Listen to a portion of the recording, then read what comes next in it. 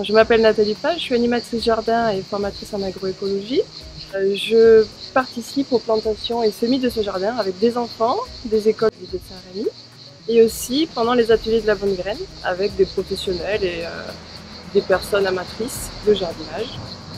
Donc, ces ateliers consistent à découvrir les plantes, les relations plantes-sol, les relations plantes-animaux, insectes et la faune du jardin, et aussi bien sûr récolter les graines pour perdurer et pour apprendre la reproductivité des graines pour les semer ensuite dans les jardins.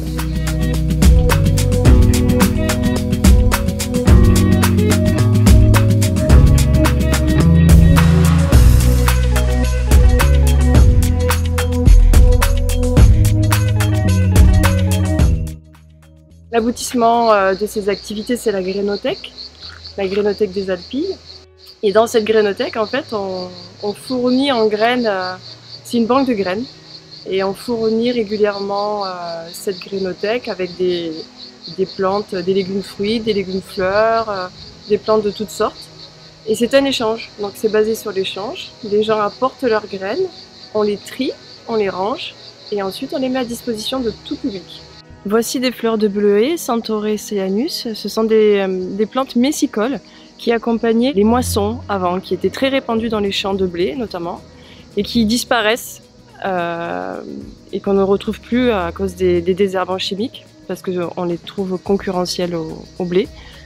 Et donc voilà, là on les plante et elles sont très intéressantes parce qu'elles attirent les insectes pollinisateurs, donc elles nourrissent ces insectes-là. Et puis aussi, on va récolter donc ces graines pour ensuite les mettre dans la Grainothèque. Là, on voit les fleurs de fenouil qui sont en pleine effervescence. On voit aussi les graines de fenouil en formation. Donc le fenouil, celui-ci, c'est le fenouil qu'on appelle bulbeux, c'est le fenouil qu'on mange, qui n'a pas été récolté et qui finit son cycle avec cette magnifique floraison.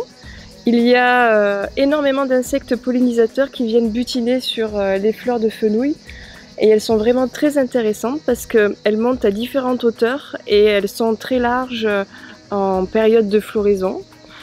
Ensuite, les graines sont intéressantes pour nous parce que les graines fraîches se mangent, c'est comme des petits bonbons sucrés qui ont un goût d'anis.